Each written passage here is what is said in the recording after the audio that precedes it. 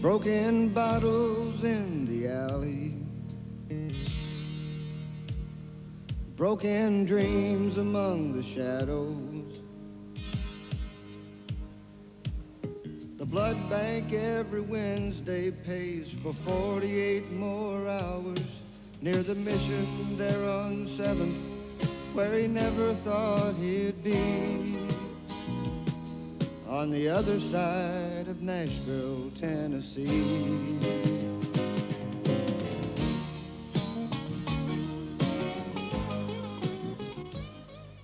There was a time when talent may have been enough for a musician to make it in Nashville.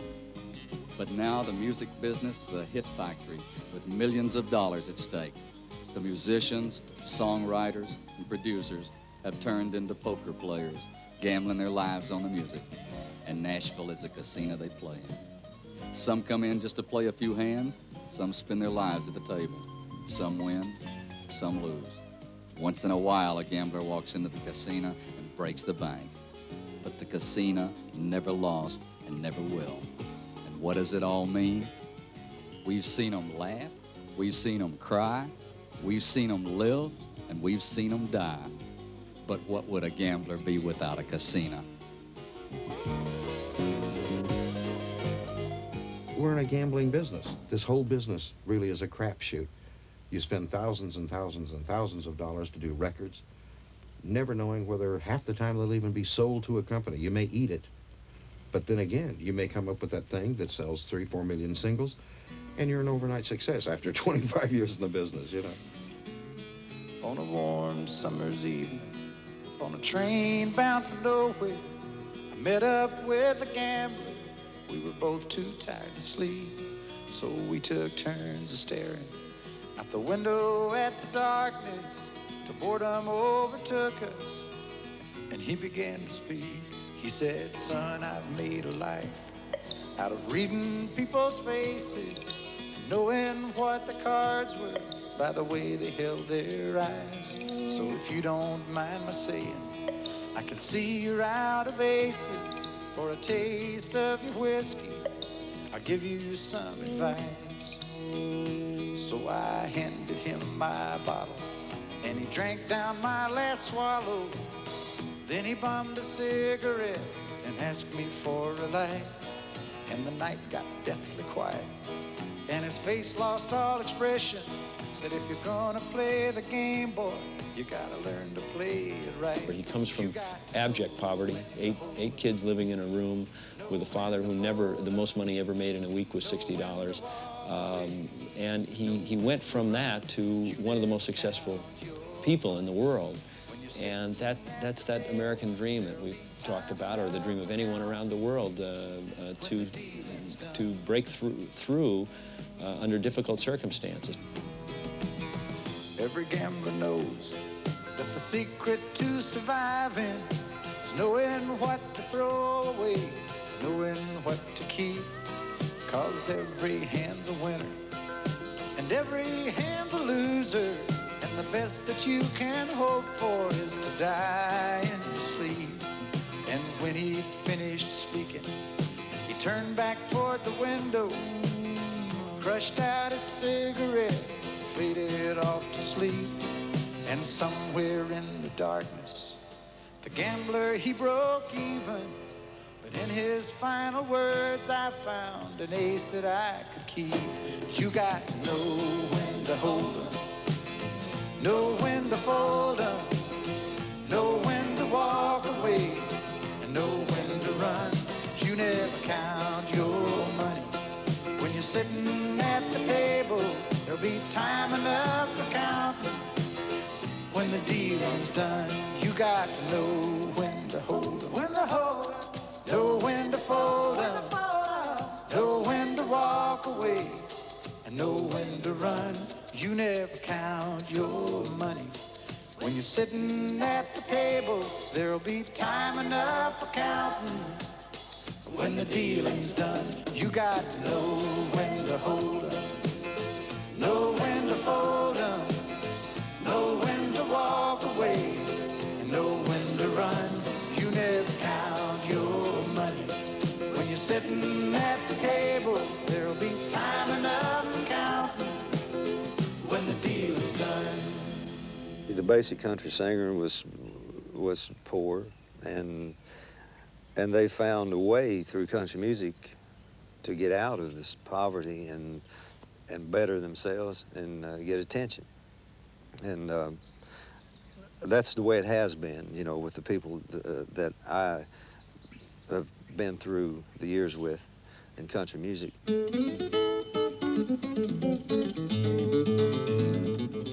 Back when Nashville was just another southern town where people printed Bibles and sold insurance, country music was only for country people, and they played it for fun, not for a living.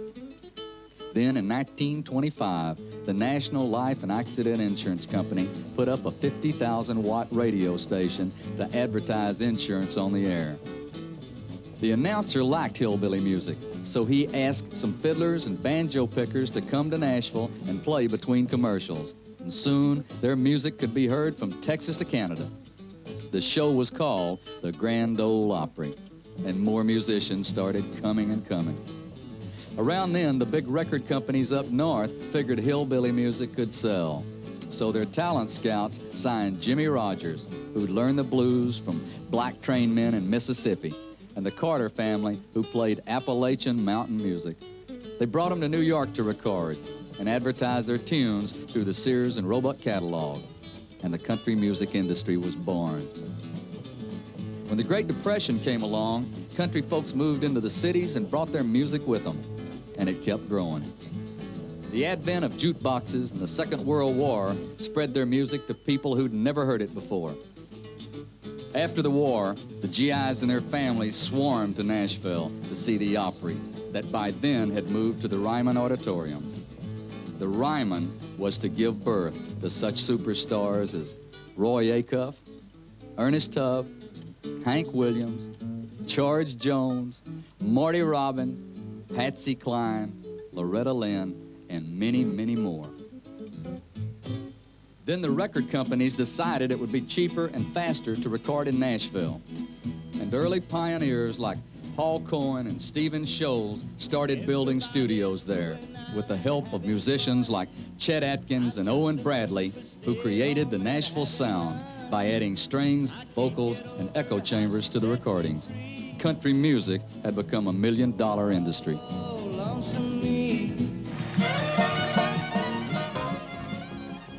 But that today is history. Now country music is $1 billion industry.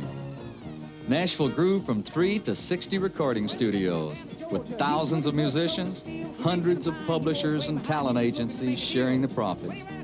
The Opry has moved from the old Ryman Auditorium to Opryland, a $28 million entertainment complex housing the world's largest television studio that broadcasted shows to 7 million homes every day. Opryland attracts 2 million tourists a year, and WSM, the radio station that started it all, now broadcasts country music nationwide by satellite. Cause hell broke loose in Georgia and the devil deals a card. If you win, you get this shiny fiddle made of gold. But if you lose, the devil gets your soul.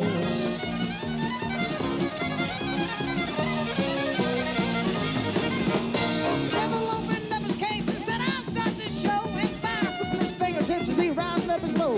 As he drawed that bow across the strings, it made an evil hiss. And the band of demons joined in, and it sounded something like this, right here.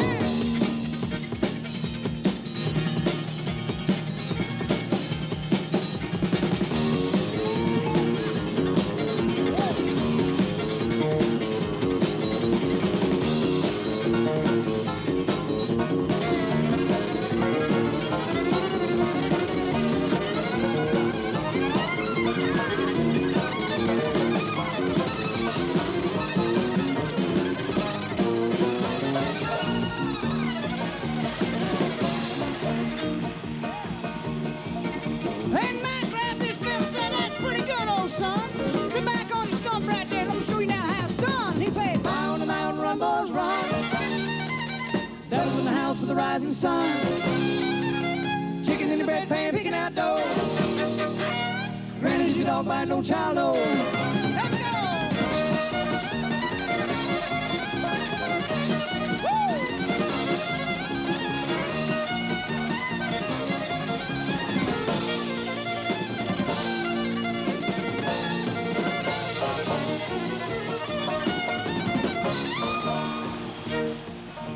Country music is now programmed on 2,000 and more radio stations each day, as compared to 81 radio stations in 1961. The name Nashville has become a household word actually around the world. Kin folks are coming, they're coming by the dozen, eating everything from soup to hay. And right after dinner, they ain't looking any thinner. And here's what you'll hear them say. Y'all come, oh, you all come to see us when you can. The recording companies, all the majors, now practically insist that you have a fleet of attorneys, a manager, a booking agent, somebody to handle your merchandising, and so on and so forth. I think that the industry has changed so because the dollars have grown so in our business. The people who now are in control of country music are the people who have come here, who have mapped out their plans of selling this product. And it has to do with flash and TV and it's an industry. It's an industry, and it's become something that's far removed from the working man and the people that it's really supposed to be about. When I went there back in '65, they already were. They thought at the time that I was like 8 years too late, because music. I mean, the industry had grown so much in 8 years then that it wasn't as easy to make it. Oh, you all come to see us when you can. Y'all come, oh, you all come to see us now and then. Oh, you all come to see us now and then. There were people long before I came along that realized that this was the music of America. This was the music of our roots, and that it would be widely accepted if it were marketed properly, and some good marketing people got into the picture and started doing a job. And the country music industry has some of the best marketing people in the world. Country music was there 50 years ago, but nobody was marketing it. When I first started having hit records, I traveled I had a Cadillac and a U-Haul trailer, and that's how me and the band traveled. And there wasn't that many places to work, you know, because country music wasn't accepted that much then. Now I travel in an air-conditioned bus with video cassette players and microwave ovens, and now there's many places to work. I mean, I have worked every town in the United States. They call me the breeze. I keep blowing down the road. They call me the breeze. I keep blowing down the road. Yeah, they do. I ain't got me nobody.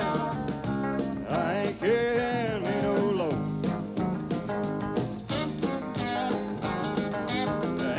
Change in the weather, ain't no change in me.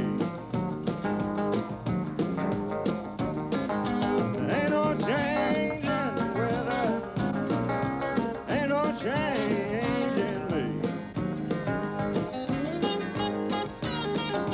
I ain't hiding from nobody, ain't nobody hiding from me. What do you do when you're on the bus? Sleep. When you're on the bus, this thing right here holds about 4 cases of beer, and we got another thing that holds more. And there's a lot of beer drunk on this bus, I can tell you that. And then it's sleepy time. It's about 2 cases of beer. I might go out to California, might go down to Georgia to my home.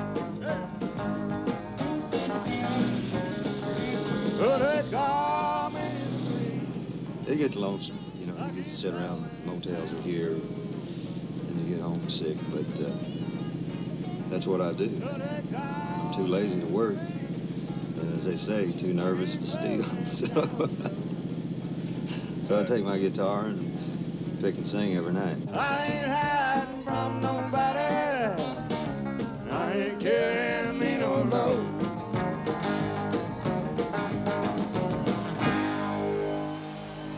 When I started, it was a small, really a small operation. There wasn't that many people doing it, and there was a small clique of talented, creative people around. But since then, it's evolved into such a big operation that it's mind-boggling. You can't, there's a lot of things you can and cannot do now. But I go back now, it's the Opry now isn't the old Opry House. You know, back when we were there, it was the old Ryman Auditorium where Hank Williams had sung.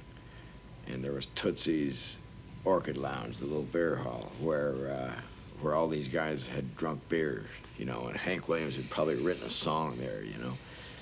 And now it's Opryland. It's like Disneyland.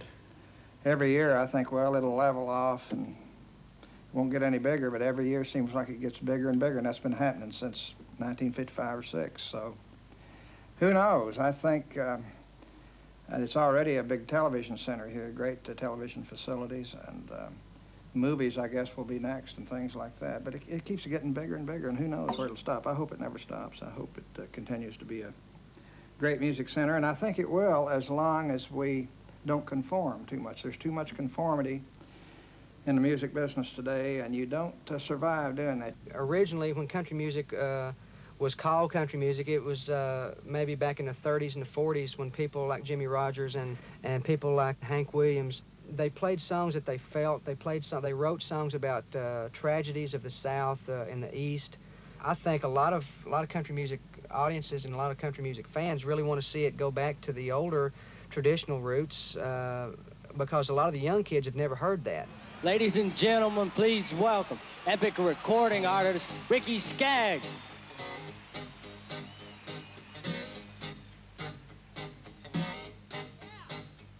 Oh, well, I got a gal that's sweet to me, and she just ain't what she used to be. She's just a little high-headed, and that's plain to see.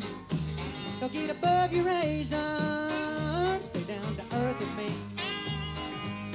Now look at here, gal, aren't you high-heading me? I ain't forgot what you used to be when you didn't have nothing. That's plain to see. Don't get above your raisins, stay down to earth with me. Get it?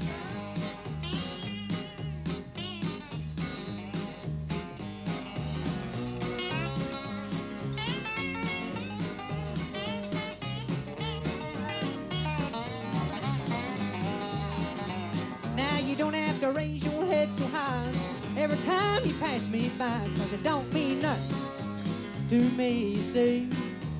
Don't get above your raisins, stay down to earth with me. Now look at here, gal, you better be yourself and leave that other stuff on the shelf, 'cause you're a country baby, and that's plain to see. Don't get above your raisins, stay down to earth with me. The reason bluegrass never got really any bigger than what it had is because it wasn't really commercially acceptable. It wasn't competitive. The beat wasn't strong enough. The singing was real high, maybe real nasally, and that maybe turned a lot of people off to it. But yet the picking and the fire in it, you know, always turned people on.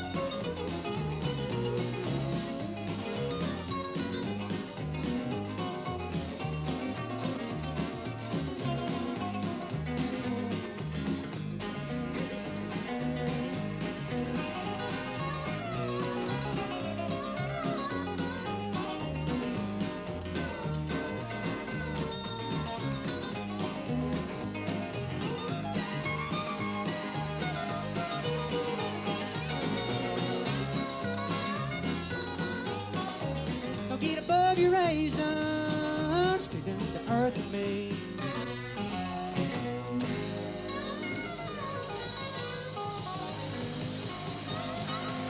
I feel like the fans out there are supporting me in what I'm doing, trying to bring the old traditional country sounds back to a country music industry that has gone so pop and so widely away from the old traditional roots that a lot of people don't know what it is. A lot of the young people are now listening to country music that were into Elvis Presley and Bob Dylan and the Beatles and before, and their children now are into country music, and I think the numbers and the energy from the young people is what's made not only my career zoom on up there, but a lot of other people's. Artists, in the majority, are younger thinking. They're looking toward possibly the pop market, not necessarily recording the pop record, but the crossover record. Consequently, the songwriters are writing more in that pop area, still palatable to the country marketplace. They have not exiled anyone who likes good stone country records. But I think the caliber of songwriter, the caliber of singer, and the musicians are all younger. And I think that helps. Being part of the 60s generation that was affected by the country rock, I'm leaning very much towards that. I think that even when I cut old standards like I'll Be There or It's a Lovely World, it has a more contemporary feel to it. It doesn't sound traditional, even though they are traditional songs, and I try to treat them in a respectful way. But I think it's a much younger sound. I think it appeals to a younger audience. At first, when I went into the studio as a producer, it was very difficult for a lot of the men to accept because it hadn't been done. And even more than being a woman, it was hard for people here to accept an artist producing themselves because there aren't very many artists in Nashville that have production control. The only thing I've really learned in doing all this is there isn't a right and a wrong way. There's my way and there's the rest of the world's way. And if I do it my way, then it's mine. And if I do it their way, then it's theirs. Yeah. Yeah, Rick. Hey, John, listen to this. No, you were fine. Yeah, that'll work. Stay loose, because a lot of cuts. All right, here we go. 3, 2, 1, pick. I don't need your hard-earned money. Start there about 3 seconds. Money, I got money of my own. That's good. I don't need your helpful instructions to help me get to where I'm going. I don't need you to drive me downtown in your big shiny car. My needs are simple if you just sit down. I'm gonna tell you what they are. All I need is round the clock loving. Just a rolling easy. People say what we need is more train songs, but we don't ride on trains anymore, so it doesn't make any sense. It's great to sing the old train songs, but, you know, it's kind of silly for me to try to write a song about a train when there aren't any trains anymore, really, you know, operating in this country. So what you wind up writing about are the things that we're influenced and affected by. I don't need your mother's phone call, waking me up in the night, asking me, well, what y'all doing? Are you treating my baby right? I don't need your good time buddies spilling their beers on my floor. In case you missed it the first time around, I'm gonna run it by you one time more. All I need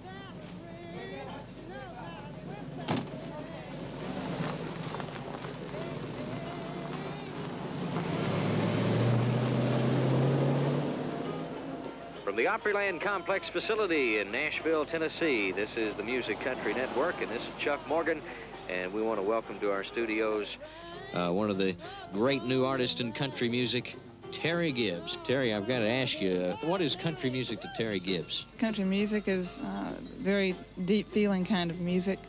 And of course, country music's changed a lot in the last few years. My style of singing is kind of bluesy, and I think that fits with country music. I think that it seems to me they said that one night that the Grand Ole Opry was named the Grand Ole Opry, that there was a blues harmonica player. D. Ford Bailey.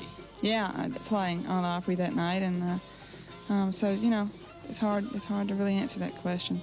Everybody thinks that they've got an answer for what country music is, and I don't think that anybody can say what country music is, because there's as many different types of country as there are states in the United States. You can't just say country music. When you see me in misery, come on, baby, see about me, yeah. Hey, hey, all right.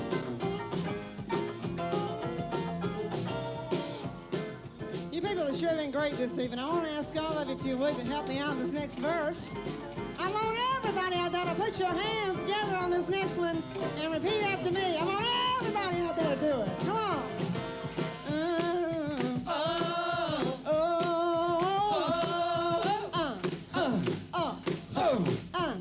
Oh, you feel all right. You feel all right. You feel all right. You feel all right. You feel all right. You feel all right. You feel all right. You feel all right. You feel all right. You feel all right. What I say. What I say. What I say right now. What I say. What I say. What I say. What I say. What I say. What I say. What I say. What I say. Well, I wanna know. I wanna know. I wanna know right now. I wanna know. I wanna know. I wanna know right now. I wanna know what I say. What I say. What I say.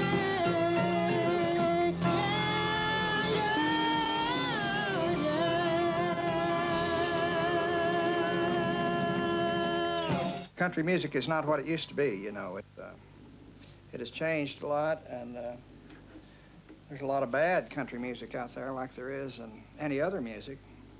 But there's enough good things to help us make it and help the music stay popular, I think. I think we are enjoying quite a surge and quite an emergence of international fame for country music product, and therefore the artists reap the benefits and the record labels reap the benefits and all that. But you know, the word commercial is not a derogatory term. It really isn't. If something's not commercial, that means it's not selling. It means it's not going to do well. So I think it's rather a positive term. The industry is a machine. I mean, it is a machinery. But just as the machinery handles mediocre music and makes it a hit, it can handle the good music and make it a hit too. The machinery can't tell the difference between good and bad. So it's all up to us. It's all up to the artists, to the singers, to the writers, to the creators, you know, to keep creating the good music and get it to the people. We came out well, together with a common desire. People we had on a center with no high. 2 months later, got trouble in mind. Oh, my baby moved out and left me behind. But it's alright, 'cause it's getting night, and I got 2 more bottles of wine. Well,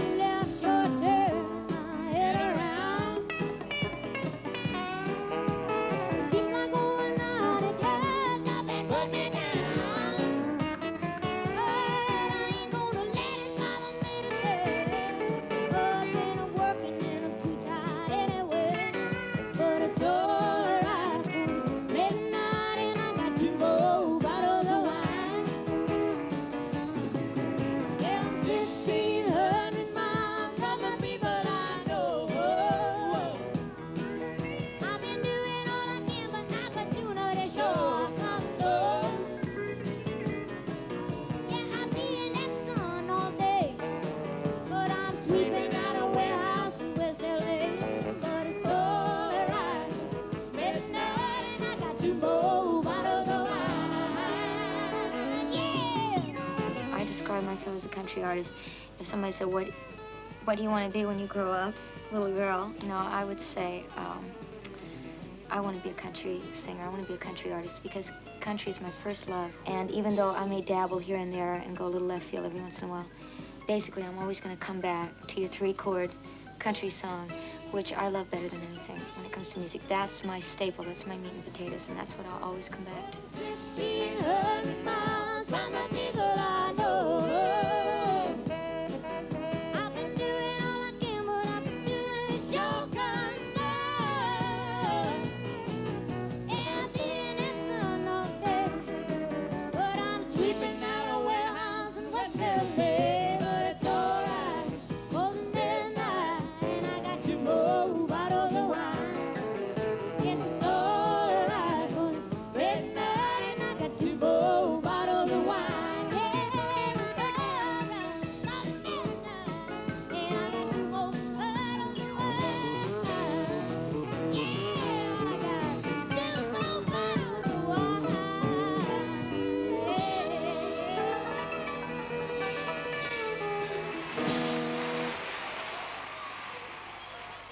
Being successful is the ultimate in music. I come from a purist school where I used to think that if you were successful, you must be doing something wrong. You know, back in the days when, you know, music had to be so pure and so left field that, that if you were successful, you must be selling out. I got a 69 Chevy with a 396 Beauty head and a hearse on the floor. She's waiting tonight down in the parking lot outside the 7-Eleven store. Me and my partner, son, he built her straight out of scratch, and he rides with me from town to town. We only run for the money, got no strings attached. We shut 'em up and then we shut 'em down. Tonight, the strip's just right. I'm gonna blow 'em up in my first heat. Summer's here and the time is right for racing in the street. We take all the action we can meet, and we cover all the northeast state. When the strip shuts down, we run in the street from the fire road to the interstate. Now some guys just give up living, start dying little by little, piece by piece. Some guys come home, work, wash up, and go racing in the streets. Tonight, the strip's just right. I'm gonna blow 'em all out of their seats. They're calling out all around. We're going racing in the streets. You know, and I'm a singer, so first I go for the song. And all I do is listen to the lyrics. And if you listen to the lyrics of the couple of Bruce Springsteen songs I've done, especially Racing the Streets, they're in their attitude and in their style, their country, in the sense they're simple, they tell a story. Sometimes you have to look outside. Sometimes you get too close to something, you know. Maybe the country people who are supposed to be writing country are too locked into it and can't see the forest for the trees, so you go out to somebody who's a rock writer and get something and just do it in your own style and you make it into a country song. Or maybe it's just my refusal to accept the fact that, you know, I want to do any song that I want to sing. I'll find a way to do it. There on the strip 3 years ago in a Camaro with this dude from LA. He blew that Camaro off his back and he drove that little girl away. But now there's wrinkles round his baby's eyes and she cries herself to sleep at night.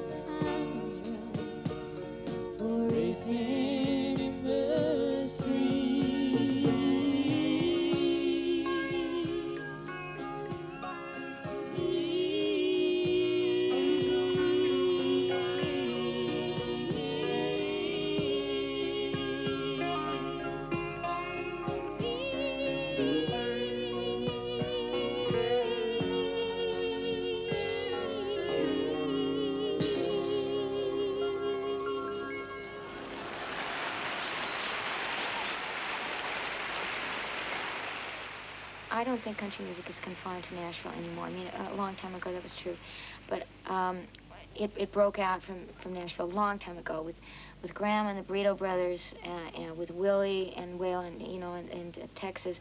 And I mean, I remember going on tour and in places like Cincinnati, finding these fanatical country fans. I mean, and these little bands playing, country bands playing. It used to appeal only to poor Southern working whites. Now it appeals to people all over the world and from all walks of life. And I think the reason is that it has kind of lost its identity. It's become more urbanized, more influenced by the pop field, by rhythm and blues, by jazz and everything. They've borrowed from us also. So now you've got mostly one music. It's not all that country, but it's pretty pop, and it appeals to city audiences, and that's the reason for the great success of country music today. I think country music, at the point it is right now, is quickly losing its identity. And it'll probably wind up eventually somewhere down the road fragmented into, like, there are different types of country. Like there will be bluegrass here, traditional country there, crossover country, pop country here, and it'll come and it'll go.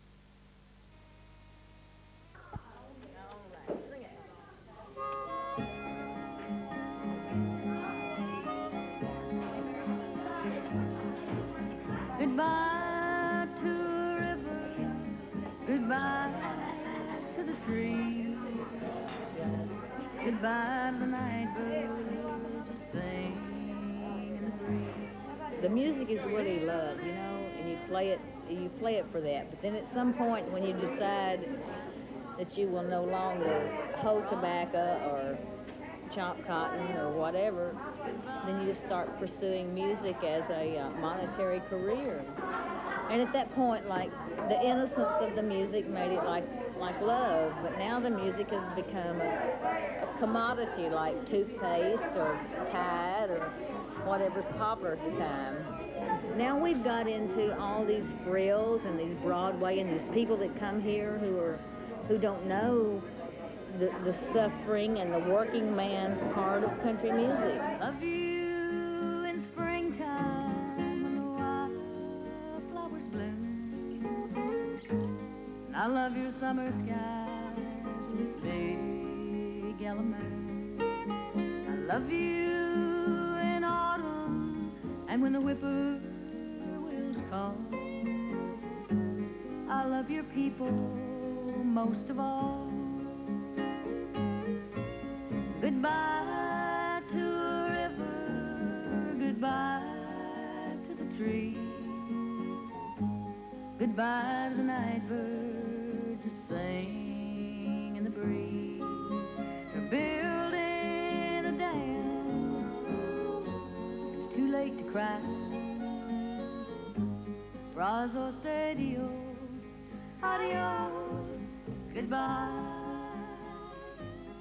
It's what's real and it's what's happening. Like, we don't have to get dressed up in sequins and hire a makeup artist and all that sort of stuff to do what we're doing. I mean, it's the music of the people. We have to play to the people. We have to play what's happening right now. Night after night, I sit and sip my drink by candlelight where I can really think. Since you went away, I'm sitting in that blue flame cafe. The waiter walks by, and I give him a glance. He fills up my glass, says he's going past. Since you went away, I'm sitting in that blue flame cafe. And the blues in my life came from being involved with black people working in the fields with me. My father's a tobacco farmer. I grew up in West Tennessee here, and we have several generations of tobacco farmers, and they're like that is work for survival that requires the hands and the back and the part of the person that has to really work. And from that comes the blues. Where I can reminisce and be all alone since you went away.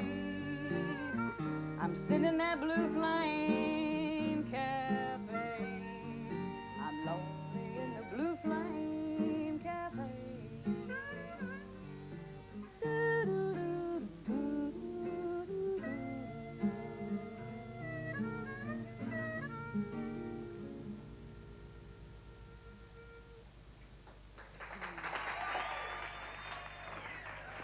Country music is the music of the working people of America, just as black music is the music of the working people of America, the blue-collar people.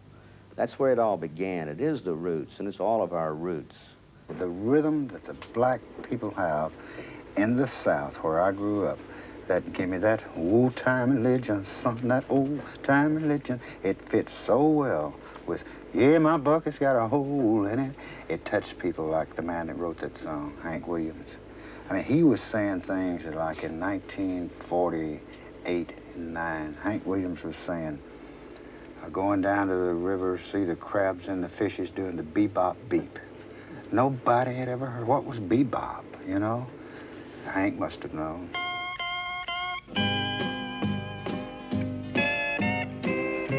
He was taught by a black street singer in Montgomery, Alabama to play guitar. And the man's name was T-Tot.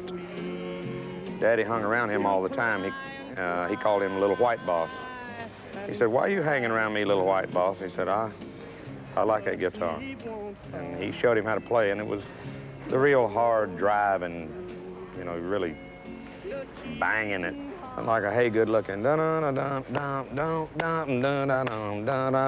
it was, they said, "Hey, what's this guy?" You know, it don't sound like Bill Monroe to me.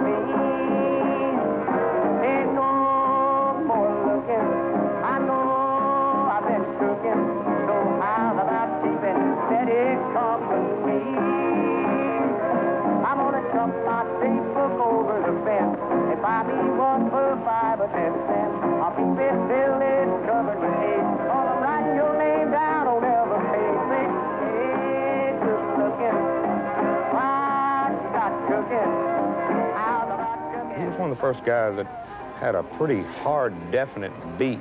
That's why he's so loved and respected by people in pop or rock or whatever you want to call it. Because he was one of the first rockabillys, moving the legs around and all that. And when he came to town, you know, they said, "Hey, we can't have this on the Grand Ole Opry." When Hank Williams came to the Grand Ole Opry in 1949, he was already the best-known country entertainer in America. But he also had a problem with the bottle. He started missing shows, and after 2 years, he was kicked out of the Opry for drinking. On New Year's Day of 1953, he died in the back seat of a limousine somewhere in West Virginia on his way to a concert. When tears come down like falling rain, you'll toss around and call my name. You'll walk the... He was dead when he was 29, and I was 3. It was fun to be Hank Williams Jr. when you was a kid on Ed Sullivan at 14, but it was hell later on. But, you know, I was never going to change my name or anything. Some people wanted to do that, and I said, no way I'd ever do that. makes it more challenging. Well, Hank Jr. was just a little kid. He was only 16 when I went there. As I remember, he was still doing what his mama had him programmed to do, you know. He was singing with the Cheating Hearts and wearing his daddy's clothes. And handling it pretty good for a kid.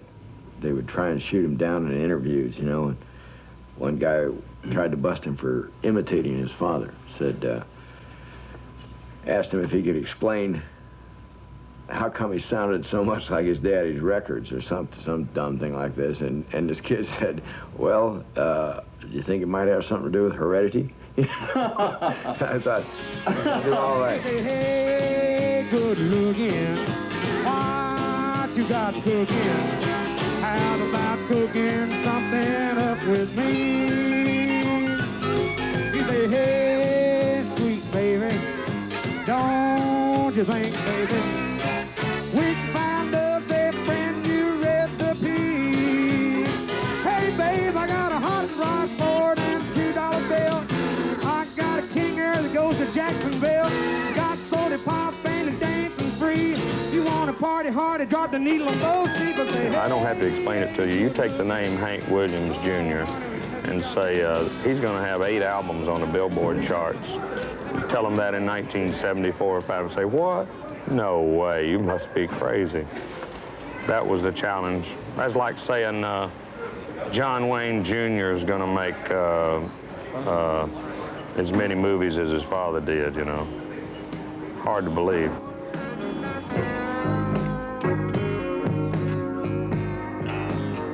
Hank Jr. has become his own legend. For years, his mother tried to make him a carbon copy of the father Hank had barely known.